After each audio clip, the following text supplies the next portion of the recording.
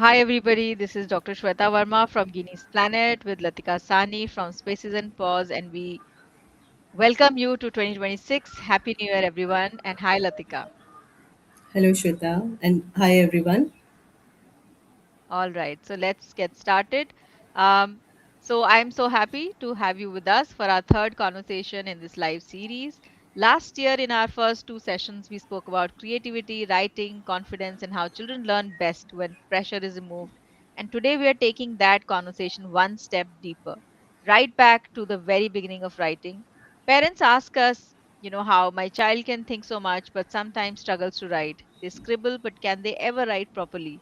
And will free writing actually help English? So today's session is about exactly that, how free scribbles slowly grow into confident voices. So I know we've met Latika before, but I will introduce her once more. And I'm delighted to be joined by Latika, who is founder of Spaces and Pause. Latika's journey spans classroom practice, Cambridge research, and deep work in metacognition and writing pedagogy. Her work shows us something powerful, that children don't struggle because they lack ability, but because they are rarely shown how their thinking works.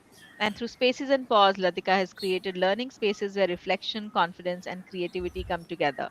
So before I jump right into question, uh, over to you, Latika, for sharing more about yourself and about your new Spaces and Pause. Can you tell us more about it before I start asking my questions? Yeah, Shweta. As you know, my name is Latika Sawhney, and I'm a Cambridge facilitator, a creative researcher, and the founder of Spaces and Pause. And it's an online creative writing platform which is built on a simple yet research backed belief. And we believe that children write best when they learn to reflect on their own thinking. So we help learners from age 7 to 15 years to slow down, notice their own ideas, and understand how thoughts can transform into meaningful writing. So, because when children learn to pause, they don't just write better, they grow into confident thinkers who know how their words can make a transformation and where their words came from and where they want them to go. So this is actually just a new name, but the concept is old and it is based on metacognitive learning. Great. Thank you, Latika. And for those who are joining us for the first time and don't know much about Guinea's Planet is a social enterprise, and we take empathy, diversity, and inclusion conversations to children in fun ways. So we have storybook series where Guinea and Sai are our lead characters. We have them in doll formats, and we do lots of fun workshops, especially using art and craft. And of course, also focus on anti-bullying conversations, very important ones these days in our spaces. So let me jump right into our questions. Latika, the first question is, what happens when children are allowed to scribble freely? So by scribbling here, we mean free form of writing. So scribbling happens before the actual writing takes place. It is a process of getting things right. Before children learn to write neatly, they scribble. Before they form sentences, they can play with words.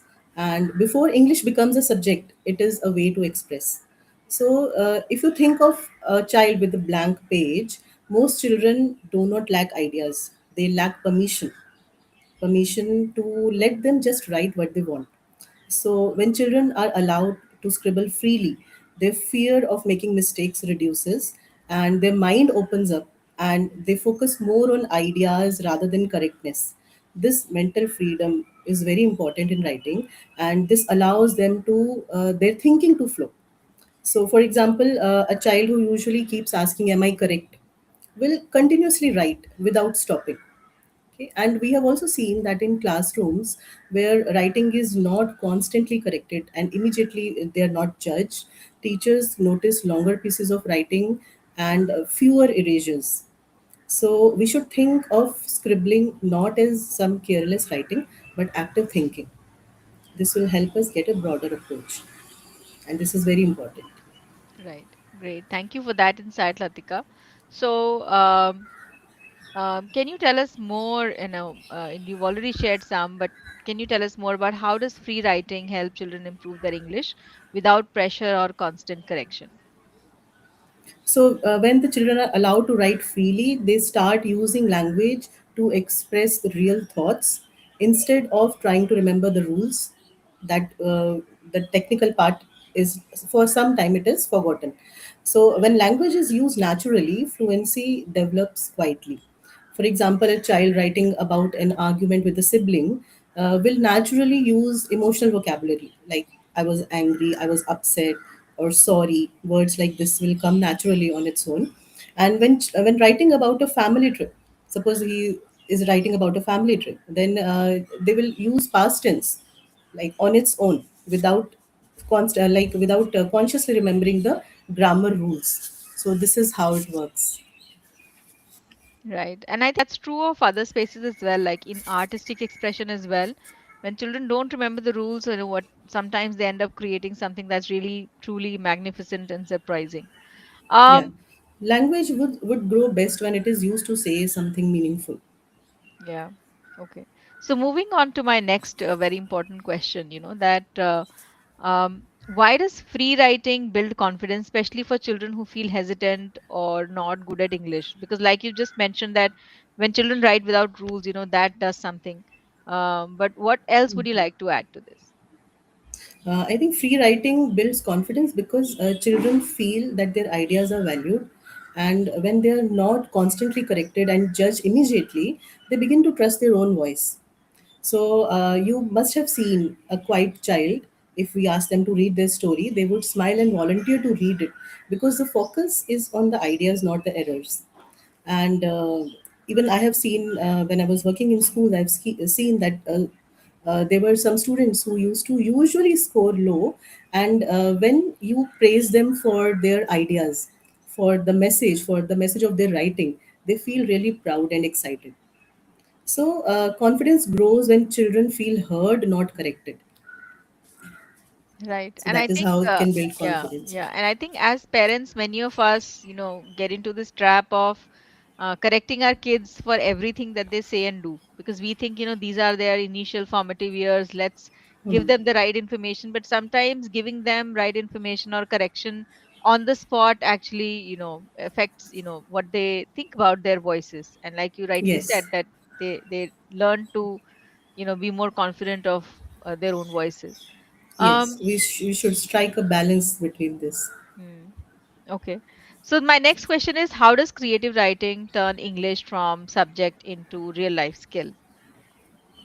So creative writing is like it turns into a real life skill because children learn how to organize their thoughts, how to explain their ideas, and how to communicate clearly. So we have seen that I have seen that my students, some of my students who are into storytelling, they could write more structured answers in other subjects also because they knew that there is a structure they are following in stories. So they could adapt more easily to that kind of structure in other subjects. And sometimes students who practice dialogue writing, for example, they can speak more fluently, they can speak more openly during presentations or during role plays. So this is how it works. The skills develop when learning has a real purpose. So if we make it purposeful, then it becomes real. It transfers into real skill. Okay, correct. And this approach of scribbling and encouraging scribbling. What I understand from you already, is that this approach works especially well for the EFL learners. So why is free writing so powerful for children learning English in non-English speaking environments? Why is that so? Yeah. So EFL learners means the learners who are approaching English as a foreign language because in their countries it is not a common mode of communication. So English is considered as a foreign language, like some European and African countries. So for them, creative writing is especially helpful, and free writing is even more helpful because it reduces the fear and the emotional pressure from their mind, and it allows them to connect English with their own life, and it would make learning more meaningful for them. For example, then that EFL learners, if they're writing about their hometown, they would be more excited than being anxious, more excited and proud of sharing things about their hometown. And students who are also writing diary entries frequently in English, and they're allowed to write whatever they want. So they would be encouraged to participate more in the class discussions. So language would become easier because it feels more personal to them. So that is what we have to do. If you want to connect with them, just make the language personal to them. So it is really helpful for EFL and ESL learners also. Hmm. Okay. So we've spoken about, how free scribbling helps, how it builds confidence, and why is it important also for EFL learners. But parents and teachers alike, I mean, both worry a lot about grammar. Do scribbles really lead to better grammar later? Yes, it really leads to better grammar because children repeatedly use language patterns and in the context of whatever they are writing, and it comes with guidance. We have to guide them. It comes with guidance over time when accuracy improves.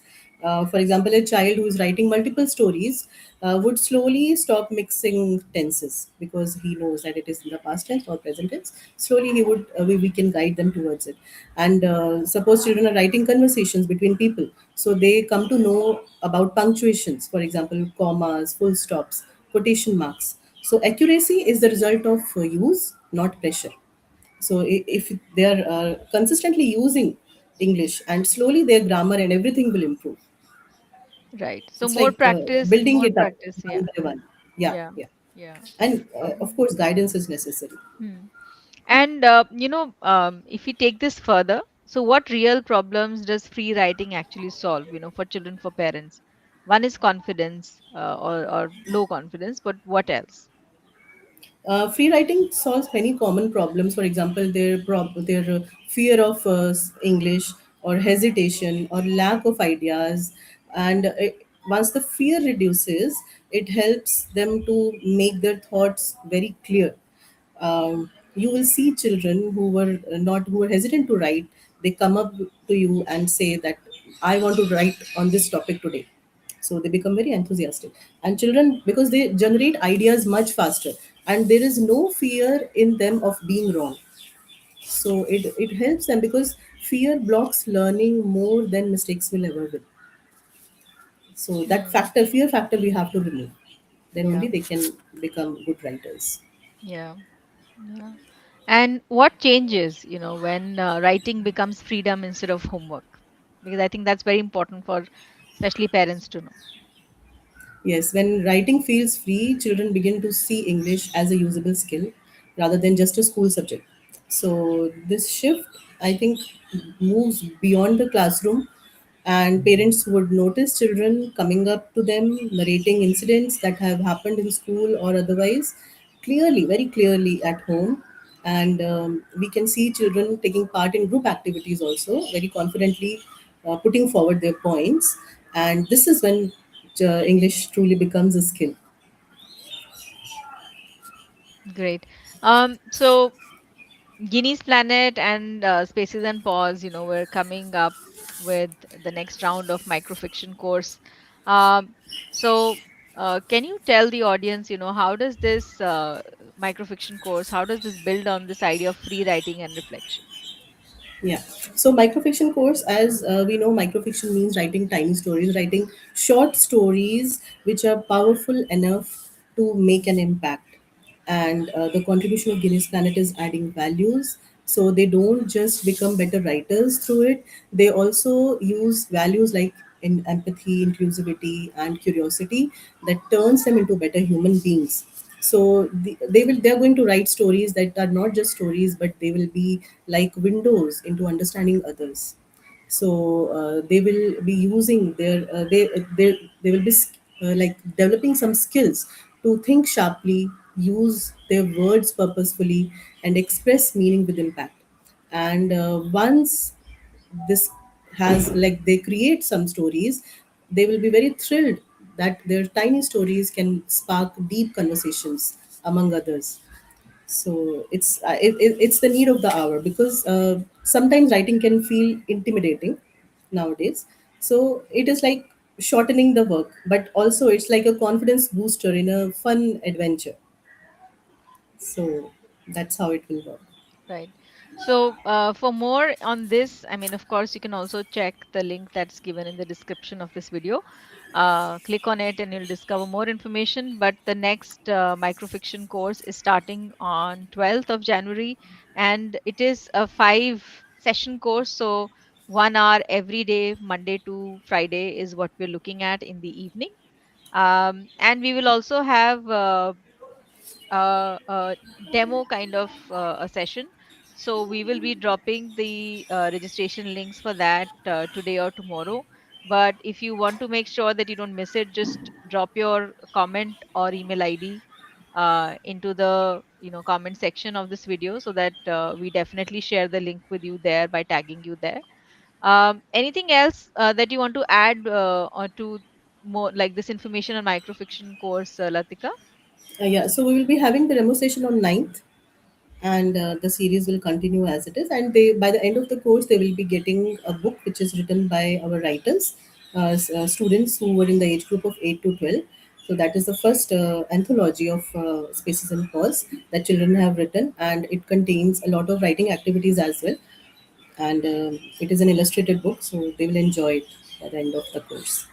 That Right. is as a Right. complimentary we So are there are giving. takeaways in the course, but yes, on 9th of January, Latika and I look forward to meeting you. The demo session will be in the evening only, and it'll be on Zoom. The registration is going to be free, so do register, and we look forward to having you.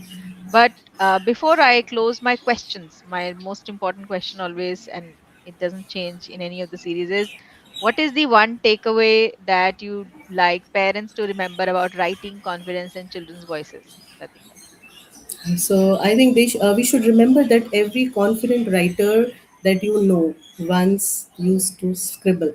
It started all with a scribble, and every clear speaker that we see once struggled to put their thoughts into words.